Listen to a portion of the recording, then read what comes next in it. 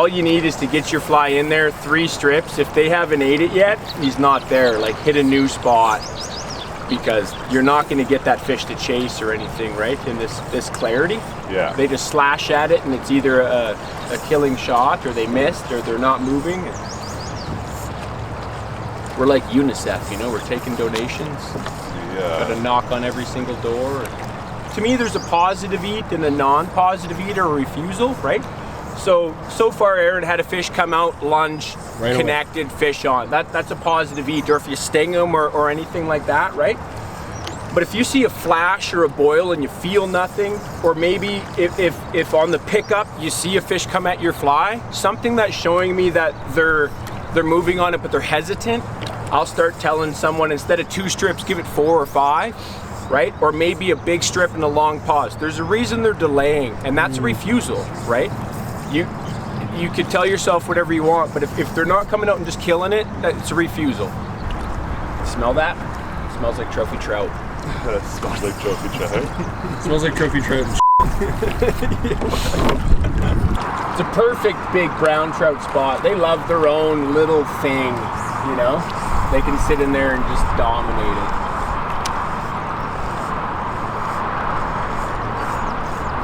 Just have that conveyor belt of food coming right to the mouth. Yeah, exactly. As long as they're in there feeding, there's never another fish, you know? Come on, Aaron, you're long overdue, man. Seriously. It's been 11 minutes. Wow. Come on. Chris, what'd you eat for breakfast this morning? Not much. Oh, that's normally good. Nice. Right there. Bang. So the big thing when you're pounding the bank, lay it in there. Whatever catches your eye next is your next target. Ooh. Oh. That makes sense? Yeah. Yeah, like if I like that depression right there. Yeah. Woo. You have no fish. Lift him up. Nice. See. Yeah, nice. On the board. This is a guarantees that the I shutter thought speed will be double water the temp. I was like, if it's 80, we're in trouble. 180, we're They're dead. That's what it's like. Yeah, dude, you see a little rick coming off the beaver dam? Yep. Right about there, we'll start. For sure, there's fish underneath submerged logs and things like that. Like, the more structure, the more hidey holes, the better. It's a dangerous game, though, risk and reward. Right? Like this right here. Can you get it near the log and get that fish to chase your fly, right? But you're going to risk it here, aren't you, Max? Yeah. Right? Most of the time, you just lose a fly in the log, right? So it's a dangerous game. Big flash. Come on. Don't be scared.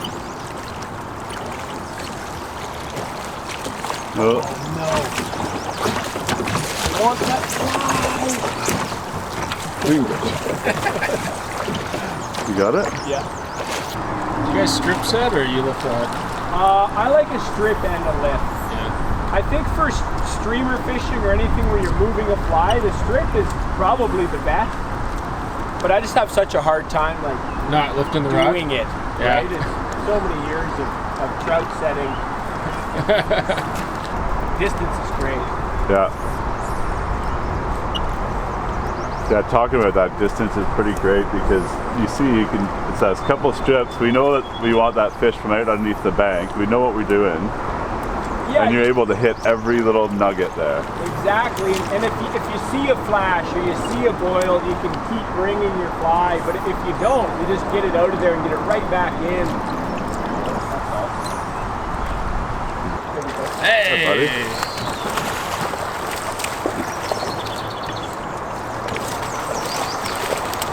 I'll just lift and lift like this.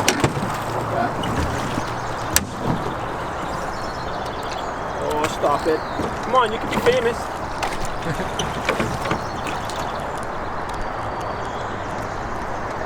Hey! Sweet. There he is. There he is. There he is. There he is. Yeah. So I saw that fish flash, and rather than recast, I gave it a small delay to see if he'd come back, and he flashed again and missed. And I didn't do anything. I just left my fly in the water, right? And try to let him catch up. You got to think with those streamers, it's a real big fly, it's a real big meal. And once they commit, more often than not, they really commit. Act like it's surprising and new. Oh! Yeah. Oh my God, dude! Oh, you just wait. When it's worthwhile, I get animated. I'll have to cut out all my F-bombs.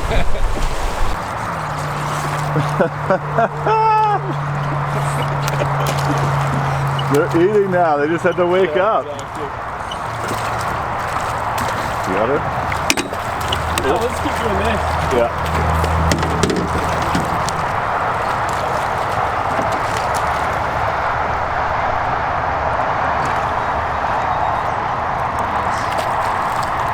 So what do you call this part of the float? Snack time.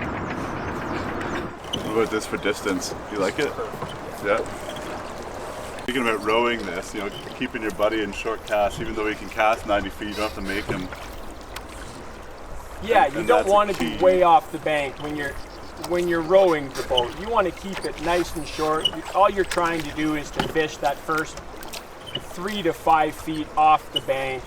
The biggest thing when I'm the oarsman and I'm trying to keep a happy distance for my clients, I try to keep so that, you know, with most of the fly lines now, they're two-tone and they're never shooting much or any of the running lines. So I really use the guy in the front of the boat and try to judge his casting distance. And as long as he's not pulling a lot of fly line off the reel or shooting a lot of his running line out through the rod, wherever it changes color, I know I'm kind of in that 30-ish feet. As long as you're somewhere in there, it's a nice easy cast to get your 2 or 3 strips and then get it right back in there. Any farther, your accuracy drops. You're basically just covering way too much water that's not needed. Your clients get tired. Yeah, clients get tired. I get tired. Yeah. You know, you're rowing faster water at times too when you're way out there. It's all about keeping it nice and short, nice and easy. Like last year, I couldn't set the hook. They would eat and I'd do this. That's Oh a yeah, really that's a big good ground. fish. Really big fish. Fish of the day. I love how you're talking about how you can't set a hook, and then you totally set a hook right there. A couple years ago. Here, just go in on this side. Okay. Yep.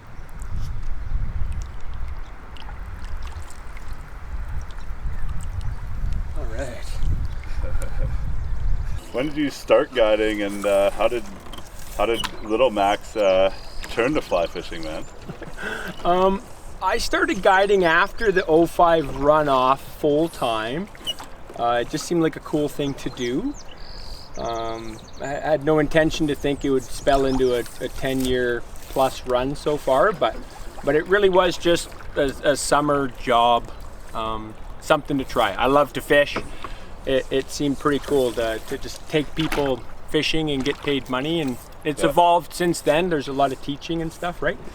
As far as getting into fly fishing, you know, I grew up chucking spoons and rapalas and spinners or whatever, and I don't know, somewhere when I was maybe in junior high, I saw guys flicking that big bobber with the fly rod, catching lots of fish on the boat, more than me with my spoons, and I figured I had to try that, and then really got into naturally the dry fly thing and streamers and everything thereafter, right? It was just a progression to try to catch more fish, and then it became an obsession.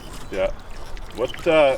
I mean, we've got customers all over the place, and they call us all the time, and they're asking, you know, what a guide day looks like or what to expect. What do you say to somebody like that? I think the day's what you make of it. You know, when I first contact clients, and even throughout the day, you try to ask, what do you want to do? You know, you want lots of fish or big fish, or do you want a nymph streamer dry, or do you really want to learn stuff? we get lots of locals who come here and they want to learn how to fish the Bow River better. You get tourists from all over who, you know, want a trophy brown, or they want to get their spouse or their kid into fish. It's all in what the client makes of it, with the guide, naturally. And you know, don't be shy as the client to kind of make your demands in some ways, and then hopefully you can work with your guide to do that, right? Every day's different though, and they evolve, right? Yeah. Totally. You get guys want to dry fly fish, and the streamer fishing's awesome, and they caught the biggest brown they've ever caught. They quickly become converted.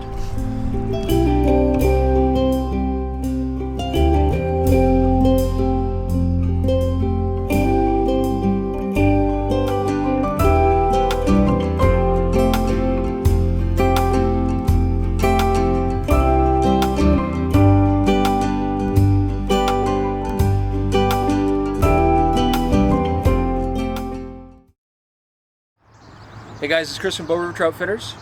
Aaron from Bow River Trout Fitters. And Maxwell from Bow River Trout Fitters. And we had a great day in the boat. Hey guys, it was a lot of fun. And Sure did. well, hey, we're still in the boat, aren't we? Yeah, man. Why do you want to get out? Yeah, because we're not on the water anymore. Fine. Looks like we're getting off at a good time. Yeah. No one's gonna get electrocuted today yet. No. But yeah, thank you so much for taking us on the water. It was fantastic. Yeah, not a problem. I'm happy we got out and you know, focused on the streamer. It seemed to really pan out today, right? A lot of people who are going to come to Calgary possibly for the first time. They've never been on the Bow River. They don't really understand the seasons. But for you, is it like a love affair with the water?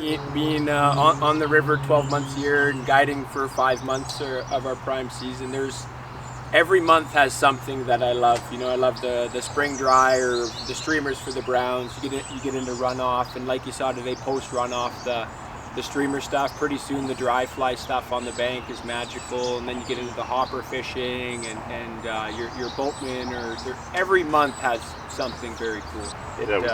With all of our beginner courses, it's such a great way to, you know, turn around and take the next step, right? You go out, you play around for a little bit, you get some tangles, you get caught in a tree or two, possibly, you still will, but you know, turning into a guide day, you can pick somebody's brain who's on the water all the time, ask them why they're fishing this water, let's fish a different way, you've heard something, you've read something, you know, the questions are without there. a doubt, yeah. And I think one day with someone like myself or another seasoned guide, you can probably eliminate a year or two worth of some of the learning curves on your own, because there's so much stuff we fast track, whether it's your mending or your fly selection or reading water. I think a lot of people kind of get into holes that they like and runs that they like, and they get stuck in that rut. Like, this is all I fish because I know what I've caught fish here.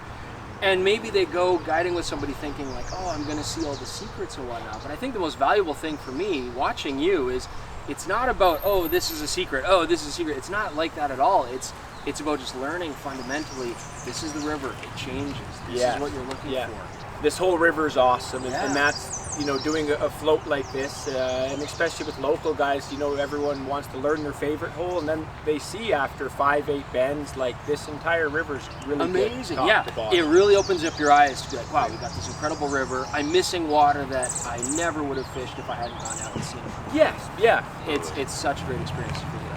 Cool. So one last thing before we finish up. I mean, our guys, you know, you roll up to the parking lot, you meet Max for the day of fishing, you're inevitably going to jump in the Max Mobile. Yeah. And it's worth looking at that. It's going to be the fish box. Yeah, it's the fish box. Tell us, you know, what's the evolution of the fish box, man? It just started. I got a lot of flies in the roof, and I was. You'd have a day where you have a really beat up fly, caught a lot of fish, or you get a gift from a friend, right? And I just put it up in the roof, and now there's little flies from all sorts of friends and clients. I stole one of yours today, actually, and it's going up there, right? That's pretty much how it started and how it's going to continue on. Sweet. Look forward to it when you book with Bow River Trout Fitters or come into the shop. You can pick our brain anytime, and hope to see you on the water.